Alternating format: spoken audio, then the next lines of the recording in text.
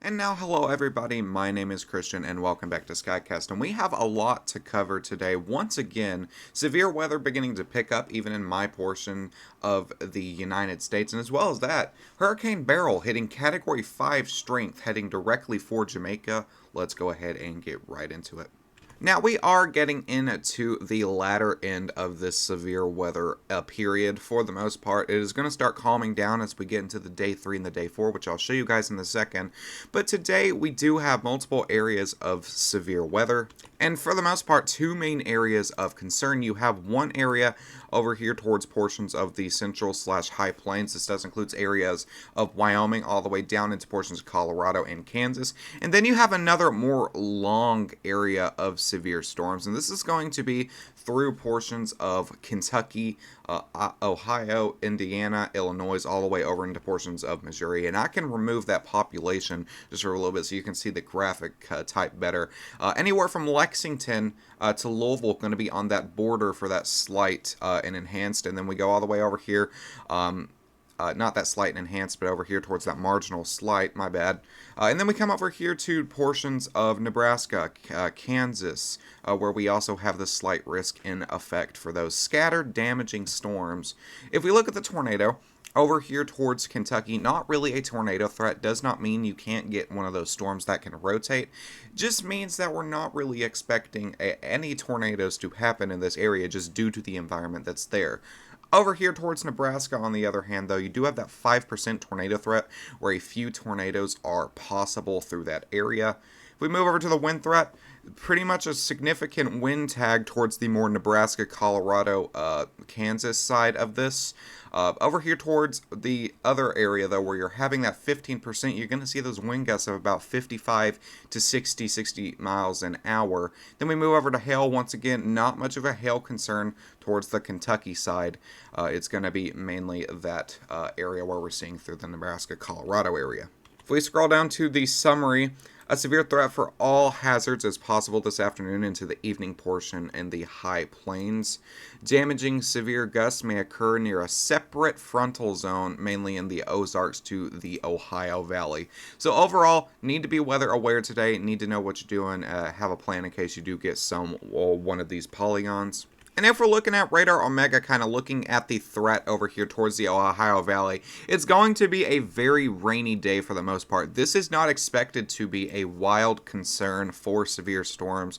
You will have that probability for some of those storms becoming strong and those wind gusts to be there. You can see, like for example, these storms popping up through portions of Missouri at about that 4 o'clock Eastern Standard Time, and that kind of can congeal into a line of storms. You can see kind of that little bit of that line right there. And then you guys also have these back here. But as well as that, you also have these storms firing up along a line here, and those will once again be fairly scattered with that damaging wind threat through there, and will continue just to move off to the east out into the marginal zone before eventually that just all moves out for the most part. There will be also back here towards Missouri a kind of a nighttime threat. Once again, not expected to be too wild, but those winds from about 55 to 65 miles an hour is kind of what we are looking at for today through this area. Now, as we come over here towards portions of Nebraska and all that, you can see kind of towards this south side, we do have convection here, which could very well limit the potential for severe weather. But that's not the area mainly that we are watching today. We're going to be watching this area right here towards central Nebraska for the most part. You can see about 1 o'clock cells beginning to fire off. And as this continues, we'll run through the timeline. If these storms can remain discrete, you can see the HRRR predicting some of them to be strong, possibly even supercellular. But if these can remain discrete, we can see some sort of tornado threat pop up with these. Could even be a strong tornado, as we're seeing with this. That's just if they can remain their strength to kind of part away from everything. So there's nothing taking away that environment for them to latch onto. About 6 o'clock, once again, more storms firing off through that 5% tornado threat area. And then once again, if those can remain discrete, you will have that possibility to see that tornado threat. And this will kind of, as we get into the evening hours, into the overnight, the midnight hours, this will kind of congeal into more damaging wind threat. And then overall, we'll kind of lose steam off fairly quickly. We will also be looking up here towards the north of this slight risk for a damaging wind threat, as this right here towards the Rapid City area. This does have that probability for damaging winds and some hail, but overall not really looking at a crazy tornado threat for that area either. You can see this will kind of congeal once again into a little bit of that line of storms for that damaging wind threat. Now, as we do get into tomorrow, we have another area of concern.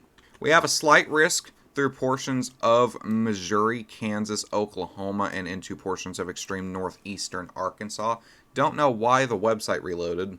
There's that circle again, though. But we do have this kind of big marginal risk that will kind of extend all the way to the East Coast. This does include the whole state of Kentucky once again, and this will kind of stretch all the way from Oklahoma, the Texas Panhandle, all the way over to east into portions of New Jersey, into portions of Pennsylvania.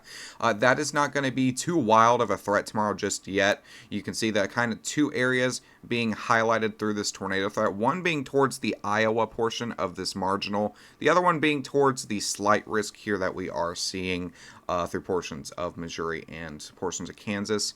Mainly going to be a damaging wind threat for the most part, but we can see some of that hail pop up through portions of, once again, that marginal risk up north and that slight risk that we're seeing right here.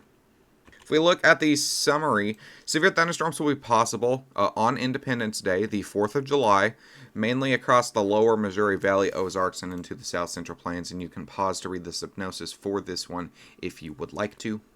Now we get into portions of Friday, where once again, more severe weather, portions of the Frankfort, Lexington, into the eastern Hazard area of Kentucky, all the way up into portions of Ohio. So Dayton, Ohio, and then West Virginia, Huntington, all that areas through there. Probabilistic of this being severe is a 5%, so not relatively, once again, going to be anything of major concern. But we are watching this to see if this does grow in confidence and progress.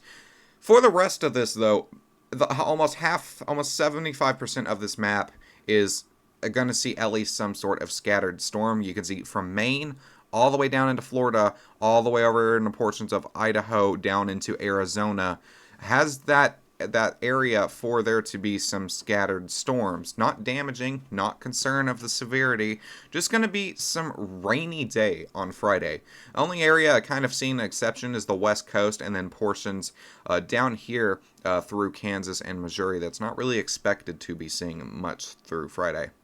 Now, there's one little guy I still want to talk about, and that is Hurricane Beryl. And Hurricane Beryl is actually right here through the most part. The eye clearing isn't as potent as we've seen the other day, but this is actually impacting portions of Jamaica at Category 4 strength. So that is winds of about 140 to 155 miles an hour, kind of ranging through there, with gusts seeing up to 180, almost 190 miles an hour. And as it kind of hit the lower Antille Islands, or the Westward Islands, you can call it either, it had winds of almost up to 200 miles an hour at Category 4 strength too, before kind of shifting into Category 5 strength through this general area. And the recon flight got that data, and it was really cool to see how the first hurricane of hurricane season 2024 was a Category 5 hurricane. And that kind of goes to show, if that doesn't already, kind of goes to show how wild this hurricane season is expected to be. You can see on the LWIR model how intense this storm is too. You can see right here through the circled area, anywhere that's being highlighted from red into portions of the black, the white, the pink, that is intense. The kind of the intensity of the storm that we're seeing with this, the wind, the rain, all that. So, and this is going to be moving into portions of Jamaica. So really just kind of watching to see what this does. And kind of the track is still unknown for this, but we kind of have a view of what this is going to do. This will continue off to the west before hitting portions of Yucatan. At Category 1 strength is what they're predicting right now. A lot of these models have predicted Hurricane Beryl to shift northward. So that's kind of what we're seeing with this as well. There's multiple tracks that they are predicting this thing. I just don't have the model actually in here right now to show you. But if this does shift northward, this could be some sort of a threat towards anywhere along this line for the most part. So if you're circled there, does not mean you're going to be seeing anything from it. It just means that if this does wind up shifting, it could impact literally any of those areas that we are seeing in that circled area. Once again, this is not exact. The weather is all about predicting. This is predicting what we're seeing Hurricane Beryl to do. Does not mean that it'll impact Yucatan, the area there at Category 1 strength. Could be higher. We've been seeing this whole line kind of been shifting off to the west with that strength. So we are still kind of watching to see what this thing is going to do and get out the alerts as best as we can. So besides that, that's all I have for you guys today. If you're in any of the severe weather areas, make sure we are being weather aware. You have a plan. You know what to do in case of some sort of severe weather event. And besides that, that's all I have for you guys today. Thank you guys for choosing Skycast. Have a great day, and I'll see you guys in the next one.